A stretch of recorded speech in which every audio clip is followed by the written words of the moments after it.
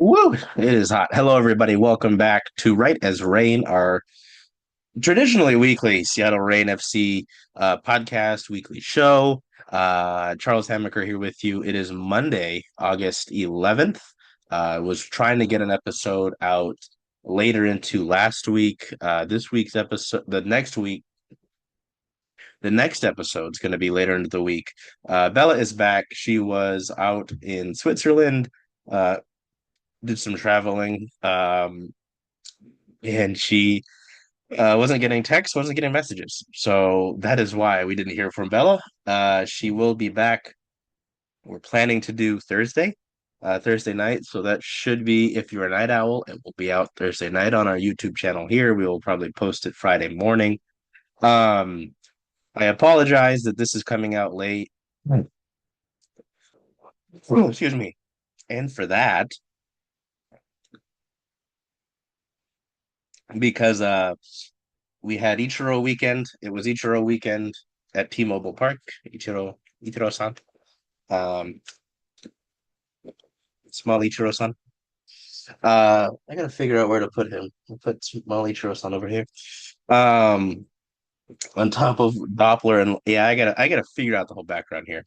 Um, Dealt with Ichiro weekend. We're back out doing UW stuff. We've added football to our coverage. Women's soccer did our season preview, season opener on UW women's soccer. Talked to head coach Nicole Van Dyke. Talked to Samia Shell. And some a few others. So we'll get to that. We'll have coverage of that. So if you want more women's soccer, there will be more of that. Um, but yeah, I just wanted to explain why it took so long. I apologize. I know you probably don't care. But yeah, we've got a two-game week. Well, two games to talk about because we didn't get to post this episode before the match in Portland, and I think a lot of us would like to just ignore the match in Portland, but we can't do that. Um, and we had Maddie Prohaska join the show, which did record earlier in the week and fully planned to get the episode out like on Wednesday, but didn't happen. Lots been going on. I've dealt with a fraud charge. I nearly lost $1,000. I was able to get that back. Uh, um, dealing with I had a migraine during Ichiro's weekend. Um, the weekend itself. So there was a lot going on. It was a four-game day yesterday. The Storm, the Sounders, the Rain, and the Mariners all played. So we'll get into it. We'll talk about it. We'll start with some news. Our last episode, I believe, was on the 25th or the 20th um, of July. We've had a few things contract wise that have happened since then. Back on the 25th of July, the Rain and defender Lily Woodham agreed to a mutual contract termination. The Welsh defender had been on loan with Crystal Palace. There had been some thought about maybe the Rain extending her loan, out until next season and maybe some spots open up. Um, but generally, the consensus thought, I had thought this for a bit, when with the younger defenders that the Rain had, um, with getting Sophia Huerta back, you'll be getting Ryan Brown back at some point in the future. I would say near future. Um, you know, it just and you know, it didn't really seem like, unfortunately, Lily Woodham was going to be able to fit in with this group, or find a spot in this group, which is unfortunate. She seemed great. It was great having the group of Welshies, but not quite. Um, didn't go to plan. So, yeah, on the 25th, the club and Lily Woodham agreed to part ways, allowing the Welsh international to pursue other opportunities.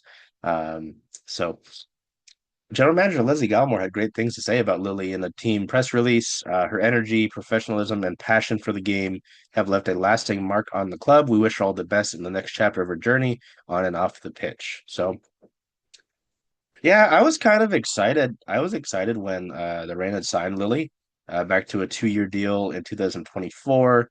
It was the Welsh Mafia, the three Welsh players Angharad James-Turner, Jess Fishlock, and Woodham. Was pretty cool to see. She started at left back in the club season opener against the Spirit back in 2024. But then it just, you know, didn't really work out too well. Uh, you know, the it was also a tough year for the Reign defensively in 24, right? If you remember that. You know, five consecutive starts. After that win over the Spirit to open the season, the Reign conceded 8 goals. And, part of that saw Woodham, no, after that, part of her playing time start to go down. So they were able to find a loan. It was part of this September where a lot of loaning was going on. The team loaned Woodham out to WSL side Crystal Palace to give her some minutes, give her some playing time ahead of Wales, playing in qualifying matches for the Euros.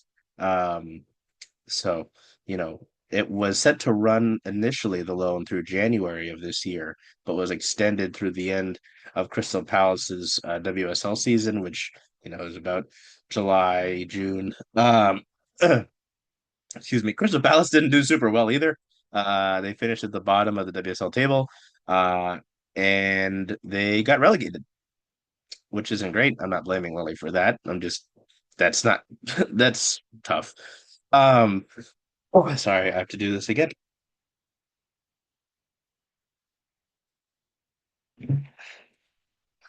I got something in my throat. I got a headache, not headache. I had a migraine fully on hmm, I had a migraine on Saturday ahead of the Ichiro ceremony. And then I've got something in my throat, which is terrible. And it's extremely hot out. I don't know if you can wait, no, he's over there. There's my fan. I put the Hello Kitty bucket hat on my fan. So yeah, it's hot, man. Uh Yeah, I don't know. It was interesting. The it helped open up another roster spot at that time. Um, so that was nice. Uh, it kind of cleared the way for the club to have to uh uh make other moves, to open up spots like a spot for when Ryan Brown comes back. So, you know, I don't know. At the end of the day, it didn't work out too well. Um, it'll be interesting to see. But oh yeah, and she signed with Liverpool. That's right. Yeah, she quickly signed with Liverpool. So she kind of went up. She played with she played with that not so great Crystal Palace side, and then she went over to Liverpool. Hmm.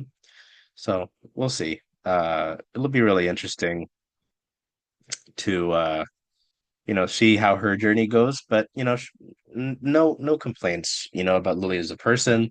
Uh, and just you wish her the best in her recovery. Not recovery. Next player I'm thinking of is recovery, and the rest of her journey. So yeah, again, largely expected. Sorry, as I move you back over here. Largely expected stuff.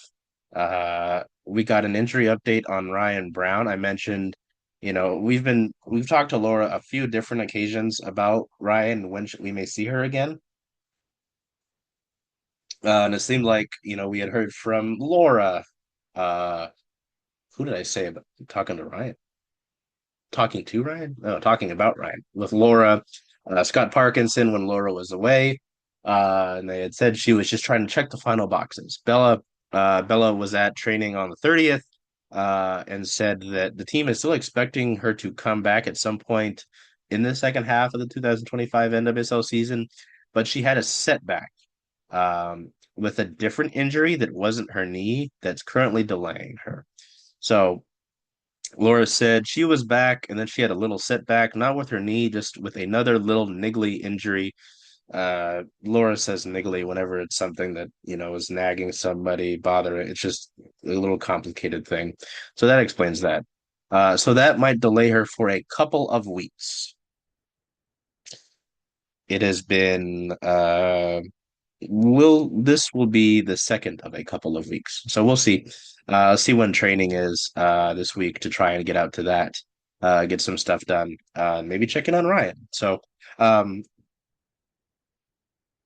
the very next day, the Reign announced another roster move, uh, transaction, so to say, with another Welsh player. They had signed has Angharad James-Turner to a 2-year contract extension.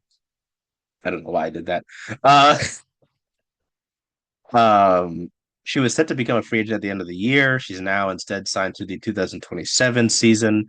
Yeah, has played a really great role so far this year. I was wondering what the decision would be with her coming into this year, kind of similar to Lily, because she didn't really, there was a lot of frustration with everything that happened last year, right? And Has didn't really find her way. Uh, in that it's really come this year, and with the way that she's played as a six for the Reign, I'm sure Bella could tell you more about that, but she's not here right now. It was nice to see in the press release, has said, I couldn't be happier, excuse me, to continue my journey in Seattle. This club and this city have truly made it feel like home. I've grown so much here over the past 2 seasons, both on and off the pitch, and I'm excited to keep building with this incredible group. Yeah, so she has it came come to Seattle after spending a few seasons with Tottenham in the WSL. Prior to her time with the Spuds, she played 2 seasons in the NWSL with the Courage and the Orlando Pride back in the day. After spending the first part of her pro career in England, she had struggled with finding consistency. That's something I talked about. Um, and so it's been fun to watch. He's second on the team in successful tackles with 22 at the time, and had led the league in tackle success rate, winning 81% of her attempts, which is pretty remarkable. It was also really cool to see with the Euros, Has was captaining Wales, which is pretty cool. I know there's some pretty historic players on that group, including Jess Fishlock, and so for Has to have the captain's armband, it's no small feat. Uh, you know, it's pretty remarkable. Leslie Galmore, in a press release on Has, said, as captain of Wales, she brings steady leadership, composure, and experience, qualities that add invaluable consistency to our midfield. Has is the kind of player every club wants, and we're lucky to have her. She returned, yeah. So yeah, it was pretty understandable, pretty cool to see. Um, you know,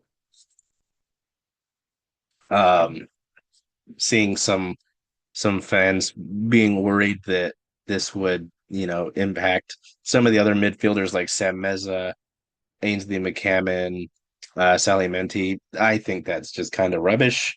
Outside of McCammon, Meza and Menti have played alongside Has throughout the course of the year, so I don't think that's a starting point. Uh, so not really worried about that. Um, Realizing that Jess will be available, now throughout the course of the year, a lot more than when those two were getting time together. But Laura has, been able to talk about the depth of the squad and how important that is. So yeah, I'm not really worried about that.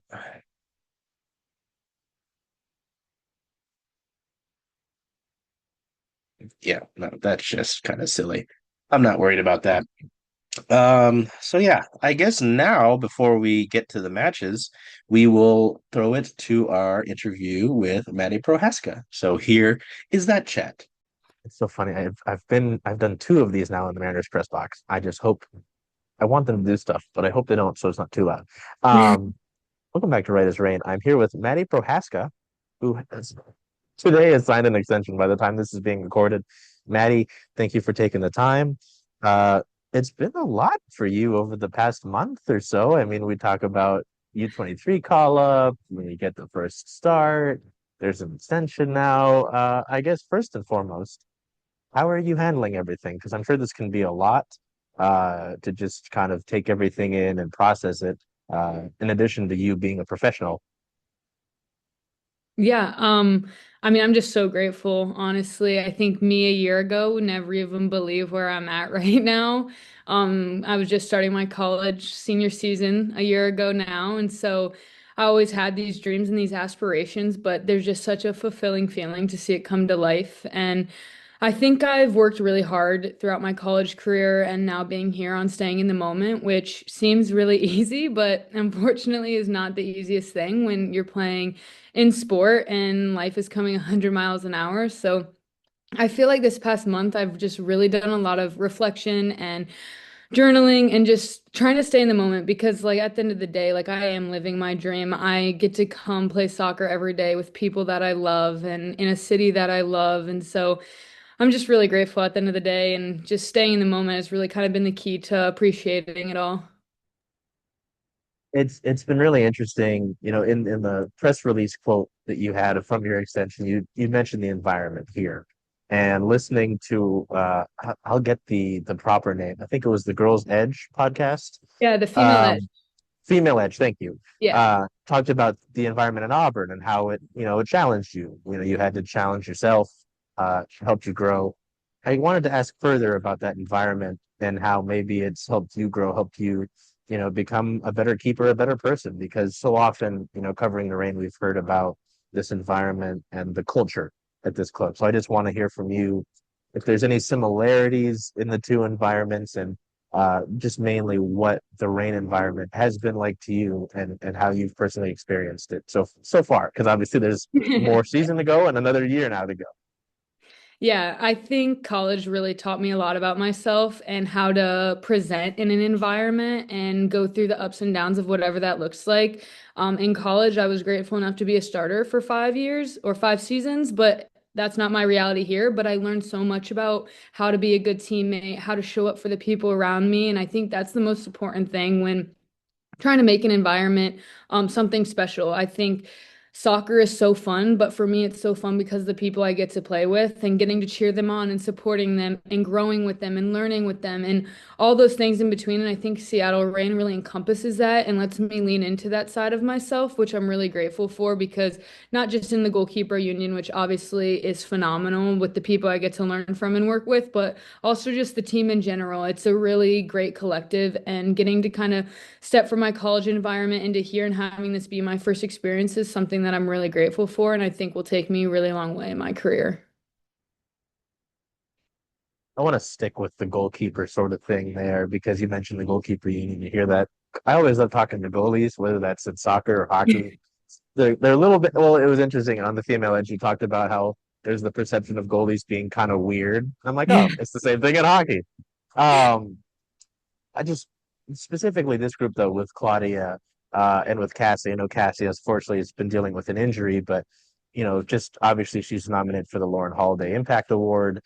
So we know what she can do off the field, and the presence that she is. Just can you tell us personally what it's been like with those two? Because we've seen Claudia have this sort of almost meteoric rise, it feels like, this year with all she's accomplished, and she's still so young.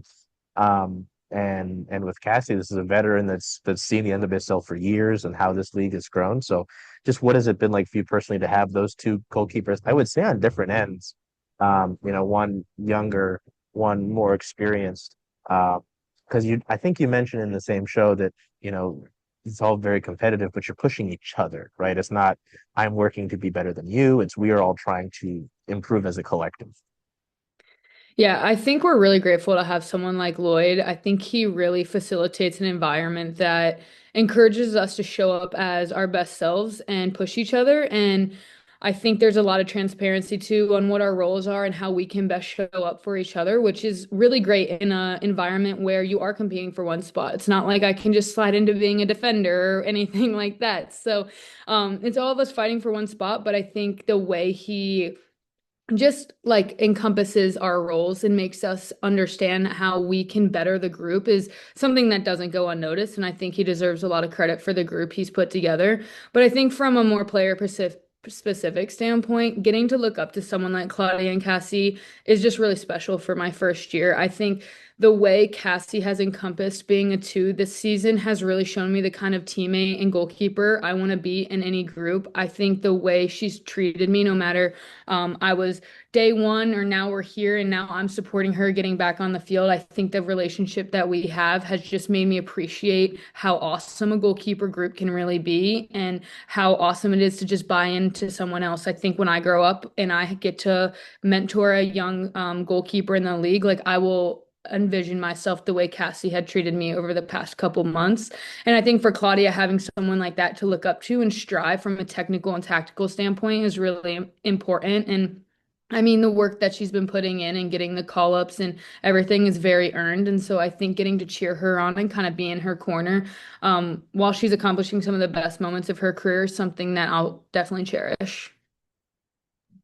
That was something that's fascinated me so much about, researching you and knowing a little about you as the season's gone on is your dedication. It's in the release about your extension, but your dedication to development and growth. But it sounds like you are really someone that wants to give back. That obviously we're a long time away from that, I'm sure, but maybe we want to coach at some point, to help kind of pass down. Why is that something that's so important to you? Because, it's great, of course, but you could easily be like, hey, I'm focused on my career right now. I'm not looking at anything else, and focus on yourself. But it does sound like this is something that you want to do. You are actively trying to help pass things on and be helpful in that regard. Is there something that spawned that? Was a great coach that you might have had, or what inspires this want to give back?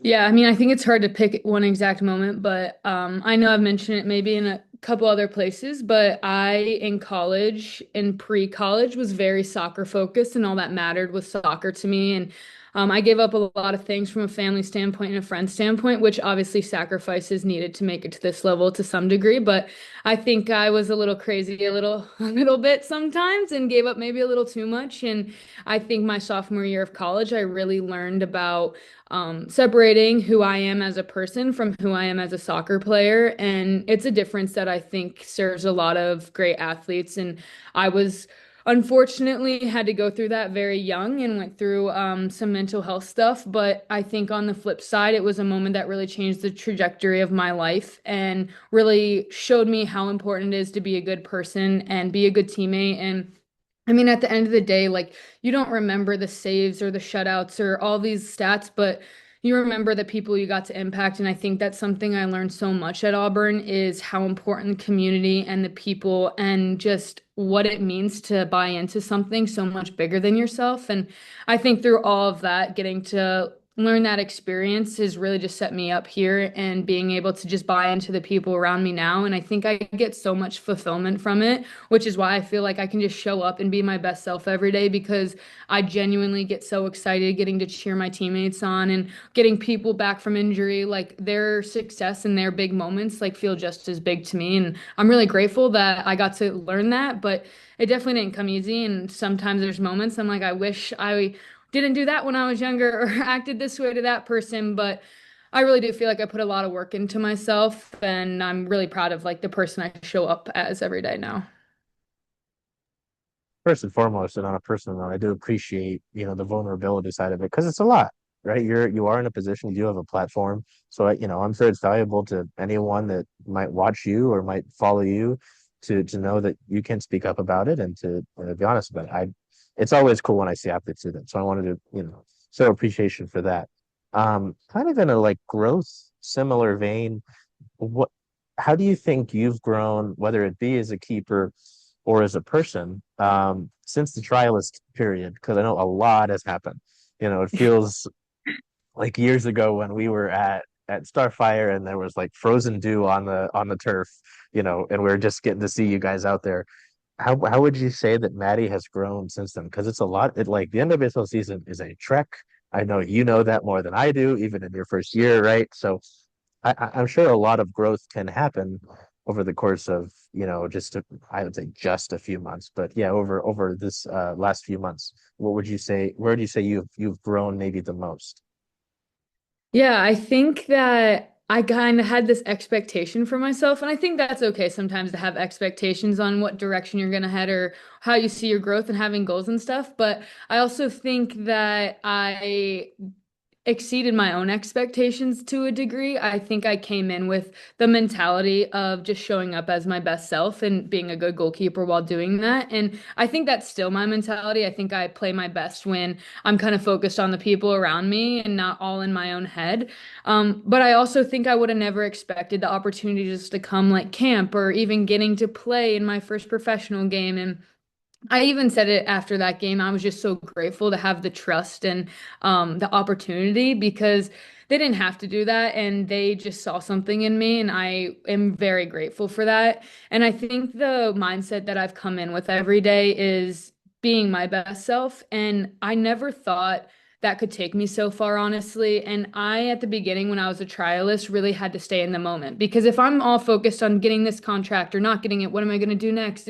It's a fast spiral. And I'm not saying it was an easy mindset to have all the time, but it was one that I really trained myself to practice actively in that moment of life. And so I think it kind of just became how I stayed present focused and what it actually carried me into after the contract, staying present focused and not worrying about what was next or how am I ever going to get minutes or what does next year look like. And I think that ability to stay where my feet are has really served me the opportunity to just appreciate everything that I've gotten so far. Promise it won't all be heavy. I'll start to wind you down a little bit because I know we've talked about some more heavy stuff. What has it been like kind of with this group, particularly the Maddies, because it was noted when were brought on as the third keeper that there's a Maddie on every line here. And there, to go back to your start, I will throw in the clip, from the press conference about you talking about that because there was some good stuff in there. I really enjoyed hearing that from you. But there was a point where every Maddie/Madison was on the field. So I don't know. You don't have to buy into that. I know there's a few folks who get a good kick out of that, but this group specifically seems like such a special group.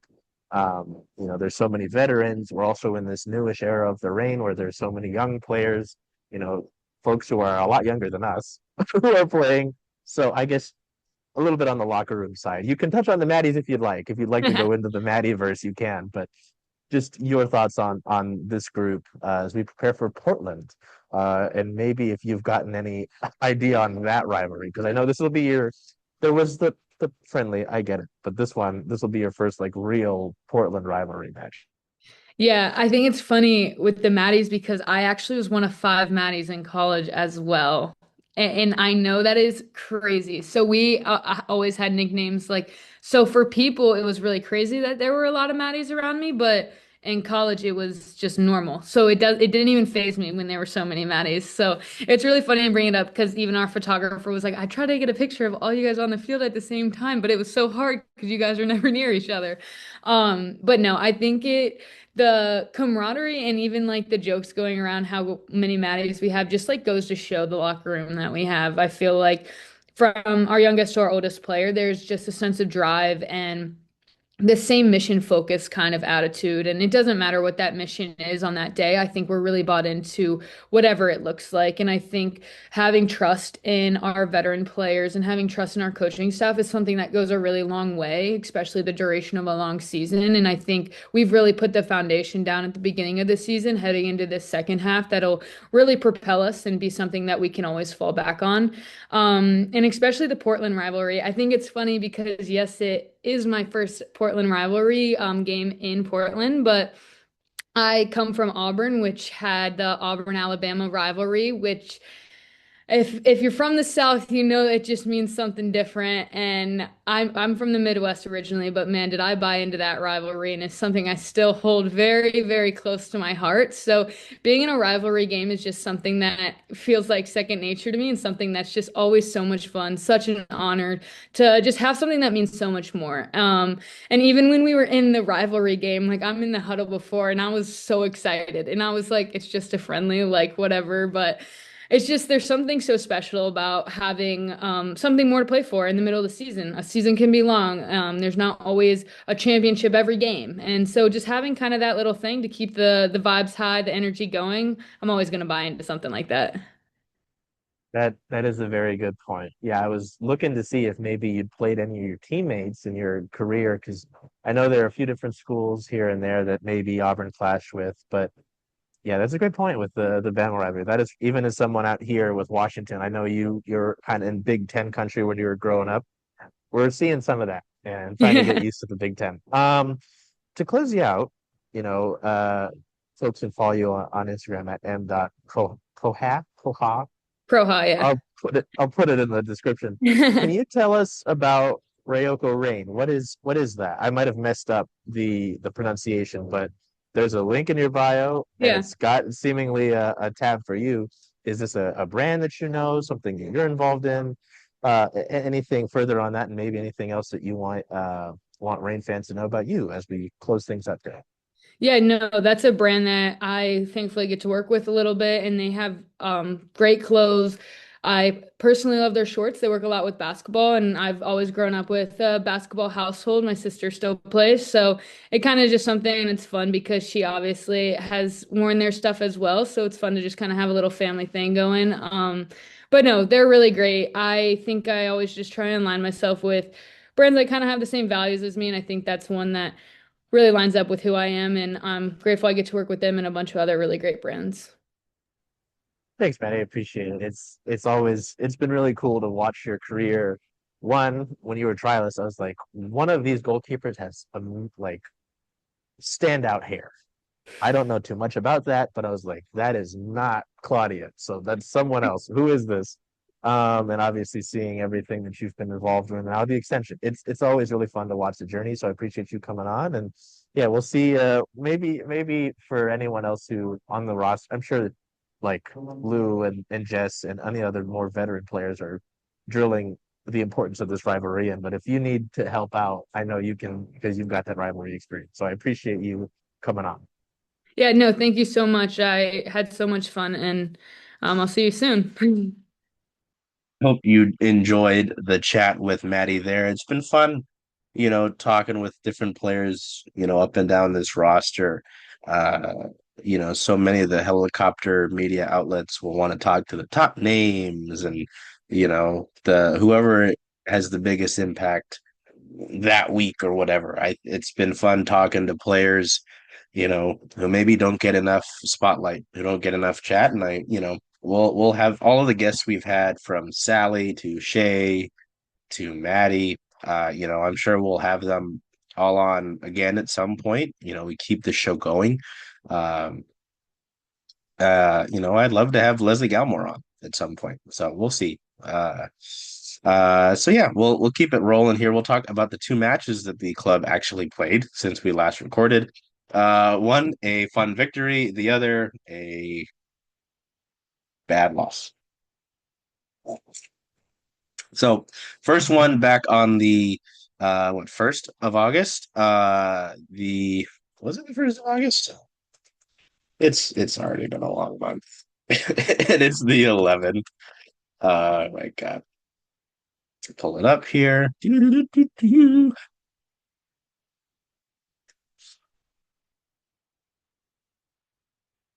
Oh, what the hell? Yeah, 1st of August against Angel City FC back at home. The Reign's Pride match, their first time back at home since what, June? Pretty remarkable. Kind of a weird first half. Not much going on in the first half at all. Kind of like a feel out first half, figure everything out. What the hell is going on? Um, and then the Reign were able to show off their depth a bit, get 2 goals. Nice home win. Nice on Pride Night. Nice crowd at Lumen Field as well. Love it. Love it. Yeah, nearly 6 week break in league play. The Reign were back. 2-0 win over Angel City. They continue their dominance over Angel City. Um, Angel City kind of had the front half the front foot in the first half. I can speak. Had a few corners in the defensive third for the Reign within the first quarter of the match or so. But Seattle was able to, kind of brush them aside, um, you know, and basically ensure that it was just long shots for Claudia Dickey to safely catch, and then move on from there. Not too much going on. There was one ball from Alyssa Thompson that, kind of flashed across the 18-yard box. Didn't have to worry too much about that. Um, 1 second. Sorry about that. My compost bin blew over. Anyway, um, yeah, kind of a weird feel out first half. Uh, not too much going on. There was some, there was hardly any stoppage. And so we went into the locker room scoreless and without really any extra stuff to it. Um, so we come out of halftime and we get into the depth part. We start to see why I'm not super worried about, the veteran stuff and potentially blocking some of the younger players. 66th minute, a double substitution brings in Jordan Heidema, Norelia Mondesir, Coco onto the pitch, uh, um, and just Fishlock was out there. She comes in, taps home a rebound, is able to get that goal in there. She celebrates wildly. I think I can get the clip in here. She talks about loving a celebration. Can you take us through kind of the celebration on your goal there? It seemed like you really wanted to go and get the fans engaged. Yeah, absolutely. I think, first of all, it was our highest attended match, and you could really see that and feel that. So I just wanted to kind of, show that we feel them and they're super important to us. Plus, I love a good celebration, obviously. And yeah, it was a great goal, and we were playing really well at that point. We were gaining momentum. Recording in progress. Do I have to start? No, Okay. And so, yeah, goals are not easy, and I firmly believe that you should celebrate all of the time. And Seattle's got a lead right there. Angel City was looking to get an equalizer pretty quick, and I was a little bit scared there. But thankfully, Seattle did well to get on the front foot and look for a second goal to really, drive the dagger in a bit further. Uh, you know, Jess was looking for a second. I kind of thought that Jess was going to get a brace in this one just with the way she was playing. Jordan Heidema had a few looks. Sally Menti had a few looks. Um, and then the 86th minute, the Reign were able to add to that lead. Mia Fishel won a corner. Just Fishlock got the ball to go off of Alana Kennedy and into the net. Alana Kennedy, her cross attempt wasn't great. Um, and it was ultimately ruled an own goal and not a brace, which fair. But I was like, wow, I was pretty stunned. So that was cool to see. Angel City pushed ahead after that and tried, get something, but Seattle was able to comfortably push that aside and ensure that there would be no comeback attempt here. And it was really cool to see the depth play out and the depth really be big for the Reign in this one. For them to, this is who they brought on off the bench: just Fishlock, Mia Fishel, Jordan Heidema, and Norelia Mondesir. Those are 5 starting caliber players. So, that was really cool. That was really cool to see and to watch play out. Uh, so the the next match here, not so great. Not something I liked at all. Uh The Reign went down to Portland for their first road match here of the second half. Did not go well. It did not go well. They lost 4-2. The 4-2 loss marks the most goals ever scored in a Cascadia clash. Not great. It's hot down there in Portland. More than a few folks talked about the heat. Excuse me. Um, it started out really well. The Reign scored 3 minutes in. Just Fishlock found Emery Adamas for a goal, and it was great. It was great. 3 minutes in. Let's see here. 3 minutes in. I was just trying to settle in to turn the game on. As in the Mariners press box. Just Fishlock, nice ball in, nice through ball to Emery Adamas, stays on the line. Uh, is able to take advantage of as Angelina Anderson. No, sorry, Kenzie Arnold. Different A last name. Mackenzie Arnold comes off her line. Emma Adamas, one little swing of the foot. Easy, cleared. I was a bit concerned though. Portland was pressing the ball, got some good, consistent, dangerous possession. And ultimately, in the 16th minute, Jordan Bugg concedes a penalty, and Sam Coffey is able to bury it. Claudia Dickey guesses the right side, and she'd made a few great saves even before this penalty. Excuse me. Um, but Coffey's attempt sneaks through, and the Thorns tie it up. They ultimately pulled ahead just 10 minutes later. The Reign failed to clear a corner attempt. The kind of ball watched, ball hawked, whatever you want to say on the rebound. Jesse Fleming was able to chip a ball ahead for Rylan Turner, who seemingly got lost behind everybody. Yeah, the entire group comes up. Rylan Turner stays onside. It is kind of interesting. Tough. I don't think we got an angle on this. Stays onside, and she's effectively in pretty clearly right in front of Dickey. And Portland takes the 2-1 lead. They got a third goal just after the half, and I was not feeling great at this point. This was annoying, and especially because it came from Olivia Moultrie, which I hate that. There's this ball, kind of just near the just midway part of the 18-yard box, just deflects off of the back of Madison Curry, but still goes towards the center of the 18-yard box for a header of Reina Reyes. Oh, sorry, Olivia Moultrie's shot, not her goal. Reina Reyes, who headed it in with ease, and Portland's interesting. Portland's leading 3-1. And I'm like, this sucks. This sucks.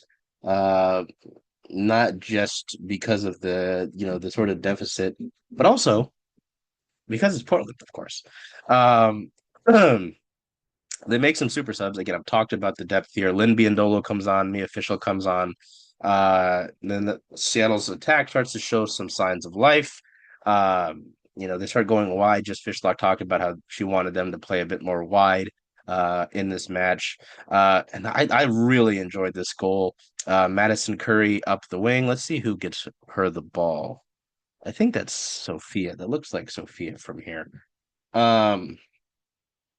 Interesting. Here we go. Yeah, Curry, great ball. Wide open. There's, same amount of players in this general area between Thorns and Reign, but the Reign have the better positioning. It's just Fishlock wide open in the middle of the 18-yard box. Excellent ball in from Maddie Curry. Just Fishlock makes the header past Arnold, and it's 3-2. And you think,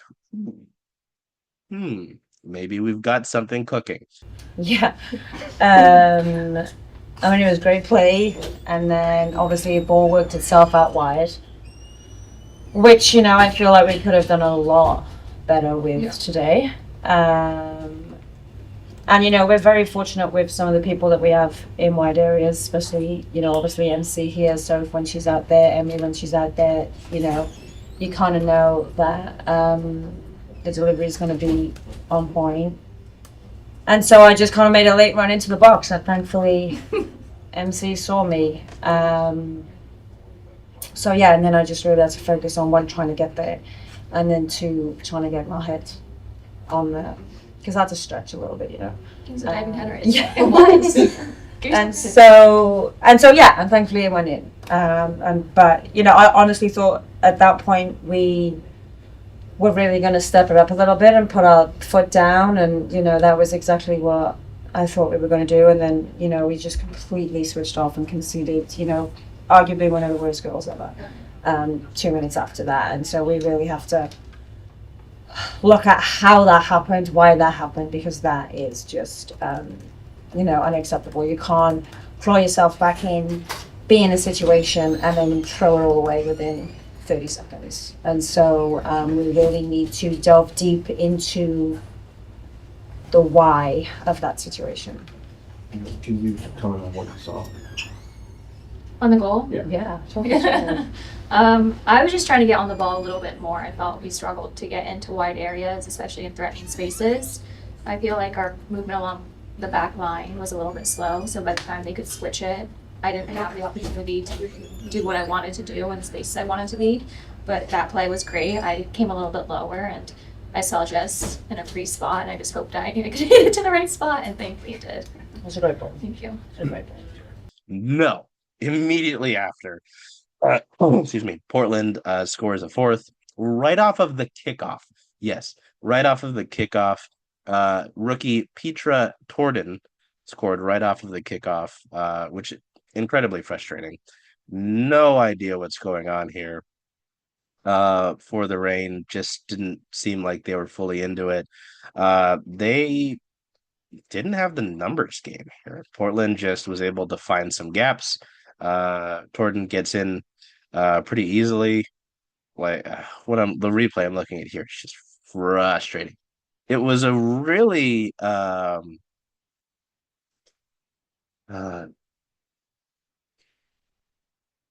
is this a bot? Interesting. That looks like a bot. Yeah, just really poor defensively. You can't really put a lot. Yeah, I kept saying a bot because there was a bot spewing a few stats and not really knowing what they were talking about with this Reign team. Claudia Dickey played pretty all right. Claudia made 7 saves of the 11 shots that were on target. Had a pretty good game if you actually watch the game. Set pieces, not great. A lot of bodies just kind of standing around, no one tracking, though, which wasn't wonderful. 4 goals, giving them up on set pieces is exactly what Laura Harvey, I think Jess Fishlock talked about it as well. Feels like those two are the same person sometimes. Not great. The Heat didn't do the team any favors, which isn't wonderful. And that's just frustrating. It was interesting. I didn't really think about this because, it was a 4-game day and there was a lot going on. So I hope that you give me some space and grace in this, but I didn't realize how young the lineup was. Only 2 starters in this Reign lineup were over the age of 25.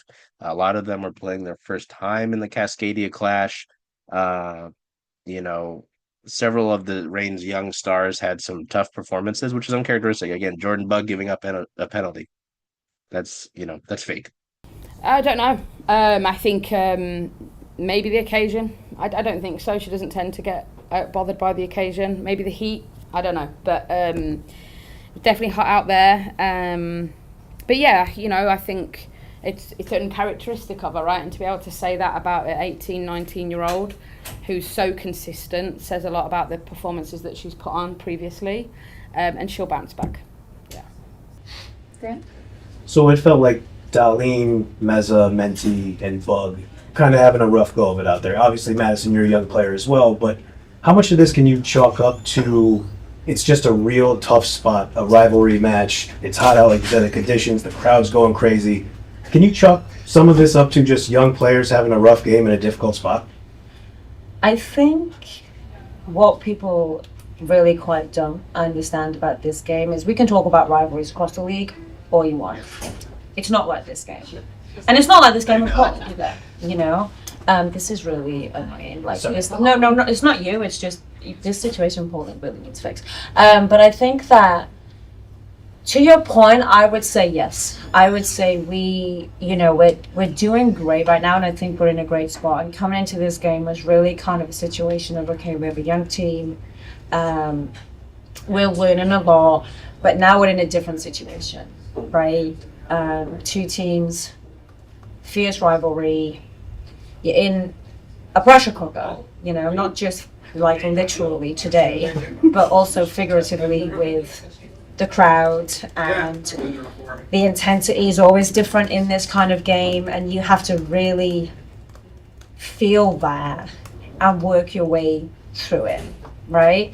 Sometimes they'll hit you like a ton of bricks, And then with that experience, you'll slowly gain how to deal with these situations better and better.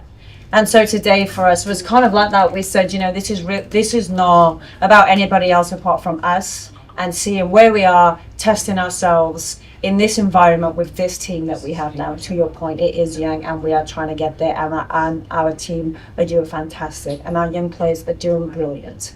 This was a different type of game, and I just said to Sammy and Sally now, like, don't think of this, don't let it hit you deep, don't get yourself into a dark hole with this, because you will learn the most from this game, and it will give you the most in terms of for your career in stepping forward. Sometimes you just got to have these difficult moments, and how you learn from them will set you up to be more successful. And our team will make sure that we do that, because it's okay, These moments are part of life. Yeah, I mean, as a young player, it's hard to grasp such a big rivalry and all of the history that goes behind it. And I think taking the time to sit with it, it's a lot. It's a lot to take in, and you want to make the older players on the team proud. And I think that in turn turns into a lot of pressure. And sometimes the pressure is too much, and sometimes that shows on the field, and sometimes it doesn't. And I think with the heat and the turf and just the way the game played out for us, it is a learning moment. And now, we're a part of the history, and we can feel how much that sucks. And that's the biggest learning tool. That's fake. It's tough. It was also tough not having Phoebe McLaren available in this one. She was questionable. She's really become super valuable for this club. So that was something. Okay, she'll be. I think she'll be okay for next week. It was just an acute injury that happened on Tuesday. So being in the boots just alleviates any pressure on the foot. But she'll be okay. And yeah, sometimes you don't know what you've got until it's not there. And today I felt like, Phoebe's presence and organisation, we lacked a little bit. So yeah, just highlighted how good she's been for us this year. Laura Harvey was asked about that post-match and talked about how her, organization and things of that nature, help this defense a lot. And that was pretty apparent in a match like this. So that's it's really tough. It is really tough. I haven't seen the Reign defense look this bad since last year. So gotta wonder about that. Gotta wonder about that, because that is frustrating. So yeah, man, that is oh, I feel like you can still hear me. I just had my personal volume down, right? Yeah, okay. Weird. All right. I totally lost myself. That is it for this week's episode. Again, Bella and I should have an episode ready for you. We're coming out Thursday night, Friday morning. Help prepare you for the Monday match. Yes, they're playing on a Monday, which is kind of weird.